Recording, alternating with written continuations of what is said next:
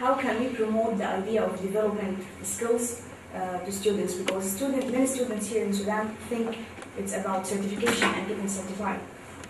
So in order to get qualified, to get a job, they need skills, to develop skills as well, as the prof said, critical thinking. But here in Sudan, we have many students that think that it's only about certification.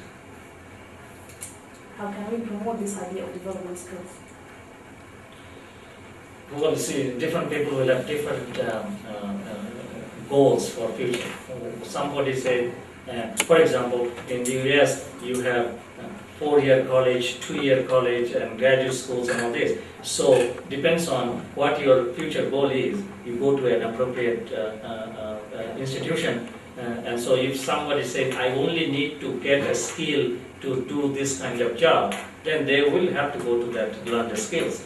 And somebody says, no, I want to go differently. I want to have critical thinking, I want to have a better future, I want to have a higher growth. And therefore they will choose different institution which will give them a different growth. So yes, it is possible that some people will always say, I need a certification to get a job and that's all I want to do. But that's not the 100%, it's only a percent of the society. So you will see, and that percentage is difficult to say what percentage is that, but I believe that you will always have, the society will be divisive, that there will be always a percentage who will say, I want only this, because that's my future, and some people say, well, I want to do this because that's my future, because it depends on the individual's priority about their future goals. So I think it's not that everybody would like to just have a certificate and then wants to take a job. If that's the case, then all these higher institutions will be just have no students. All these students who need the skills, they will have 100%. Yes. That never happens. Yeah. Same thing going back, when we say talk about the product, one product is people buy a product which is higher price rather than a local product. But again, the society is divisive. There's always a division, local society versus global society. Some people, because we have a society structure, some are rich, some are poor, some are in between. Yeah. And so based on their own resources they have, they will have to choose the product from different sources. Not everybody will buy the most expensive perfume. Yeah. And that's why you have tons of companies have perfumes. Yeah. Everyone gets sold. Yeah. The reason is, as a society, we have different zoning. Yeah. That's what we call, right? So the depends on what your capability is, what resource you have, you will have to choose a particular product that suits your needs. And so that automatically dictates that you cannot always get the highest cost one. And same thing here. Professor Chan, I mean, as you said, you've been working in different countries, different universities, maybe different industries. In Sudan, when we think about research, from your experience, what do you think the challenges that would face us to establish good research in Sudan that really helps our community? And maybe if you give us some ideas of how to overcome these challenges.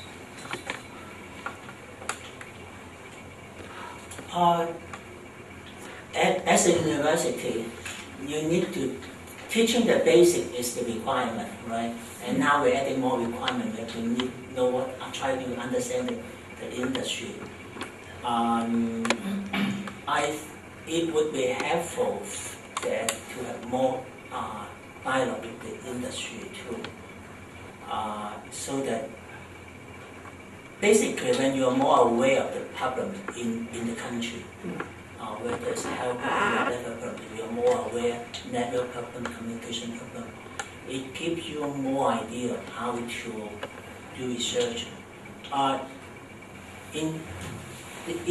You also have to start the motivation somewhat from the teaching. There are enough students who just want qualification. You cannot exclude that. Okay, we still have to let them graduate anyway. Mm-hmm. But you're also motivating some of them, and then some of them are more motivated.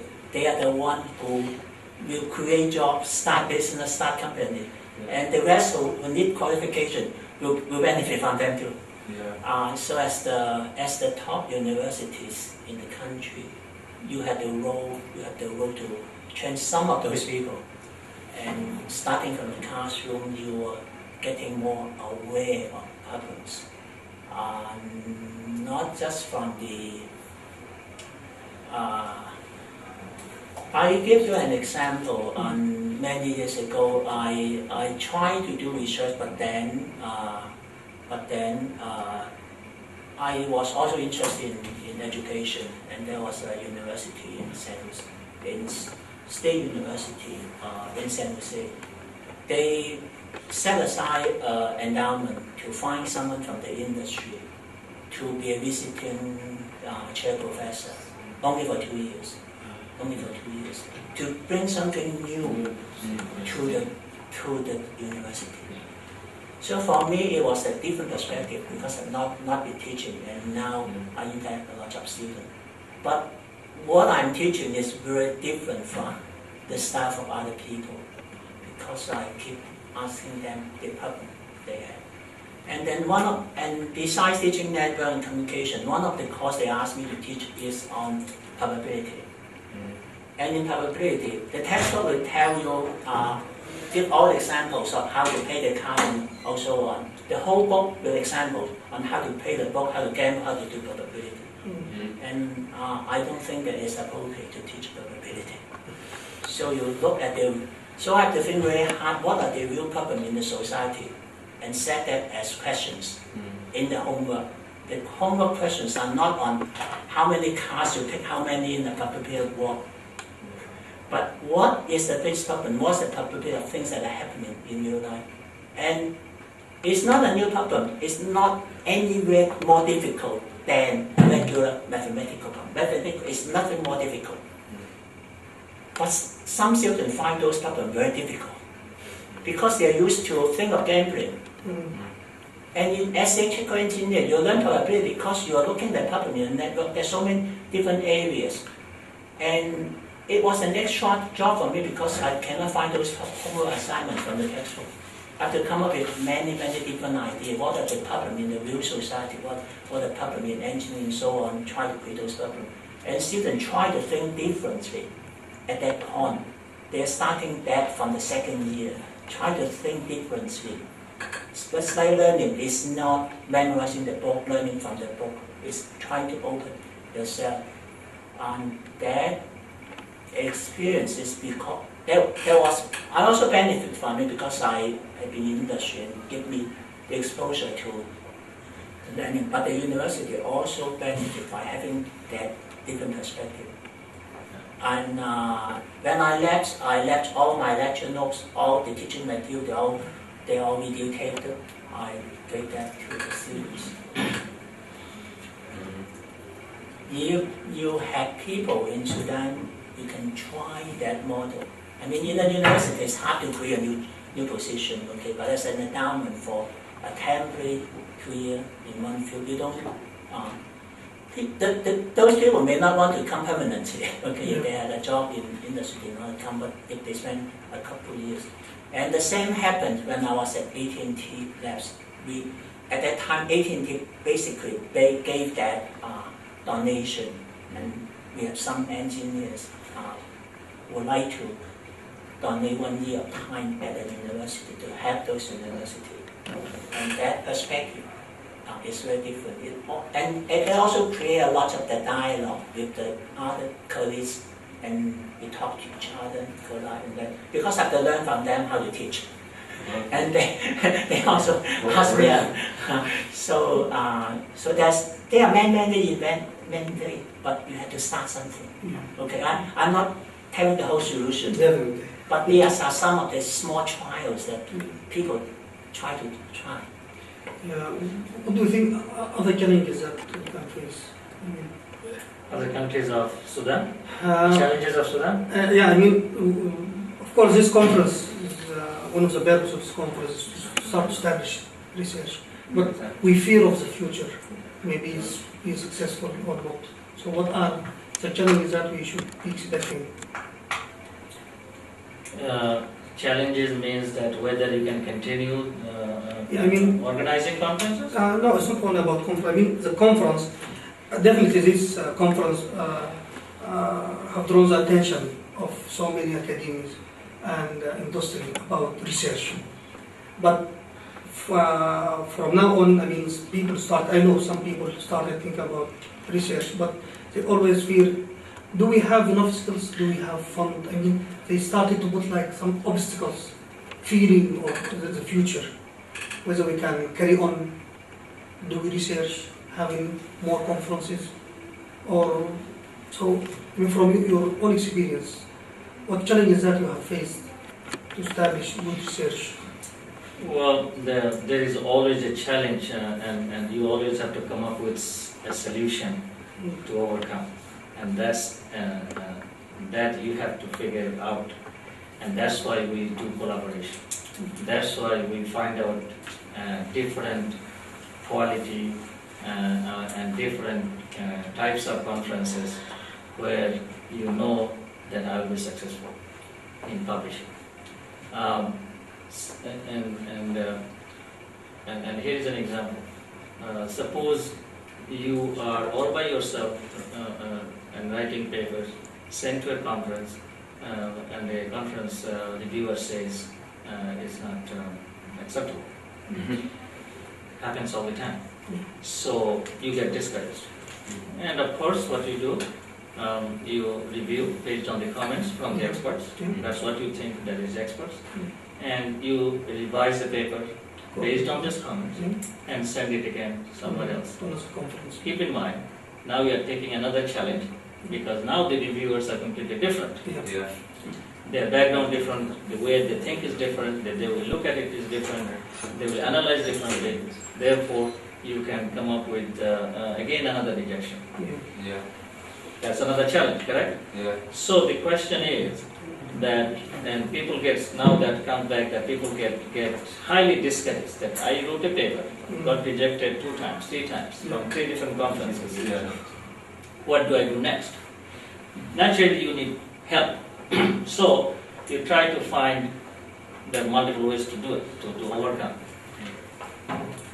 Number 1 is, this is practical, that when you send a paper and I read your paper, I am making a subjective judgment. It's not necessarily an objective judgment. And so, when you are getting my comments, is basically what I feel, and the paper gets rejected. So now the question is, you need to figure out, there are so many conferences in the world or in the region based on your resource. Where should I send it? That will be compatible to the level of the conference. Okay? If you can make that judgment, then it is highly likely that you will be successful. And once suppose you are sending 3 papers, one after the other, all gets accepted, naturally that gives you a confidence, encouragement, and to do more. If it gets rejected 3 times, opposite things happen. That's a human being. Psychological happens. So there are many ways to do it. 1, you need to analyze the level of the conference that is compatible to your level of research. If you make a wrong judgment, then that's what you get into a bigger challenge. If you make a right judgment, then you'll be successful and you'll have confidence. Number 1. Second, when it happens, you can always ask that can I have some expert in other places, other departments, other universities, who might be able to help me to make this publication successful. If you can find the right person, you'll be successful again. So it is basically, you need to find out a way. How can you be successful? No matter what you do, it's not just publication. Whatever. So that you need to carefully think about it. So whatever you face, you need to look for solutions, not to... That is correct. Shouldn't be a setback. It's not that you stop. You need to find a solution, and that is what our life is. The people who makes the right judgment and successful all the time, 80% of the time, becomes more confident, becomes more successful. The person who cannot make the right judgment most of the time, not become successful. So now you need to think as an individual, how to carefully make the right judgment to become successful and that also needs education, training, and maturity. And that also requires research. That's very interesting. That's very good point to make. I think it's all about the obstacles that we put in our mind. So I always think that we put obstacles in front of ourselves.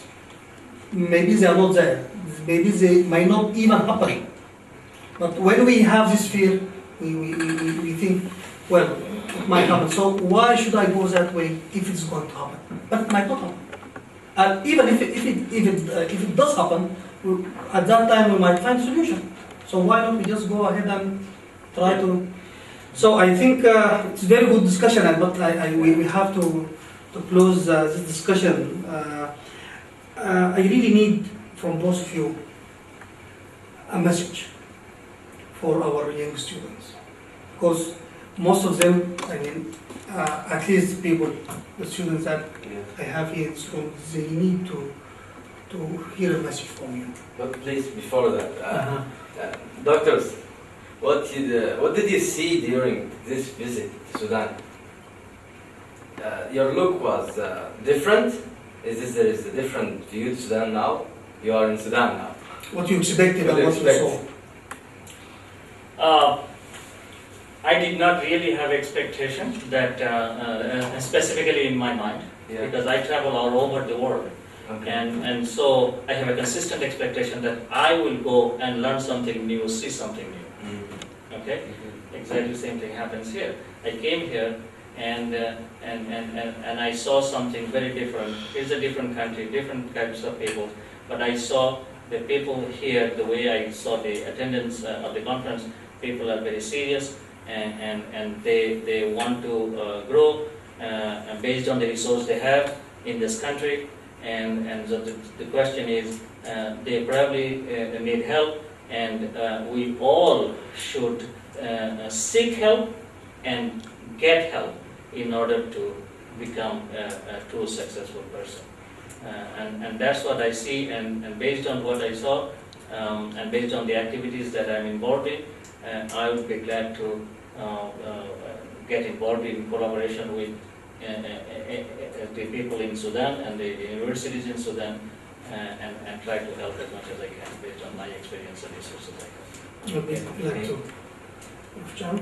I would give comments to the efforts that you all have spent to make this conference happen, especially of course, but the amount of effort that you had spent on it is very positive. I'm very positive on what we've done. And I didn't know anything about Sudan before I come, except that it is a developing country. And I had, but I've heard of Khartoum many times before, because I had some students communicating with me when I was in Cape Town from Khartoum. So I've seen their name, their academic certificate email to me, and I enjoy helping people, especially the developing country, because I happen to be in the area of networking, and I know it is helpful to a lot of developing countries. So I'm not expecting what to get from it, but if I can do something to help, I very much like the developing countries to have a better future than what it is. That's for all the developing countries. And what I'm positive now is, see, the positive sign is that a lot of you are putting effort in it. That's a good start. And when you're seeking help, it might make it when you're seeking help, it means you try to make it happen faster, and that's positive. Okay, I have a last question. In our developed country, we want to develop and improve our research. What is the basic steps of this? We can establish this research in our country, because we have poor research culture here. Just in quick points. the basic requirements to start research actually. Poor what? Poor research. To research culture. Poor research culture? Yes. Community. What do we need to, like, basic I mean, we requirements? don't have a lot of researchers and a lot of research here, so we need to Oh, start okay. to improve with the basic steps. You started already at the university. You're doing a lot of research already. But you also want to see the research, not just learning from what other countries are doing, because they're solving the problem for their own country. Yeah. You have a lot of problem that the rest of the world don't have as developing countries. And when you solve those problems, then they see that you are making positive impact to the society, including the poverty problem, including the health problem, including those problems. Then the society will see you as the leaders, and they will trust you in research. On the one hand, you had to look at the research from the more advanced countries, but in terms of how to apply that, how to use that, there are lots of open doors that you can develop. Those are the ones they cannot do. Wireless network is an example. It started in a lot of remote suburb area, like cover the snow. You cannot build the fiber because you cannot put the wire, and wireless is the only way. Now that happens in developing country also because you don't have the fiber. So some of them are common, and some of the problem that they solve is in the suburb area. People live in a lot of advanced country. People don't necessarily want to live in the city. They prefer to live far away. Because they can have more land, more fresh air, more nature. Now in the developing country, it is the problem. If you live so far away, you don't have a car, you cannot get a job. But if you give them the network, they can work even though they're very far away. The concept of working from home started in a lot of advanced countries. That means when you have the network, those people can have job even though You don't have to commute. they have to, a lot of them cannot find the way to get to the city to work. So you're solving those problems of a lot of the poor villages can be enabled in health, in a lot of things enabled. So when you look at the problem of your own countries and try to solve that, I mean, if you don't solve that, who is going to solve it? You are the leader, and you can count on the Ministry of Health and so on. They will solve it, but you are the leader in research. You have to provide people. If you don't find the solution, at least you provide the people who have the mindset so that when they work in those industries, in those areas, they will solve those problems. Okay, I think the time is running, as he is telling us. So what is your message to the students? The message is do whatever you can do the best, and try and hope for the best. And I think you will probably be able to achieve things that you would like to see in future. That's very deep. Thank you. Professor Chan, what is your message to the students? I think they are waiting for some encouragement. I thought I said enough already.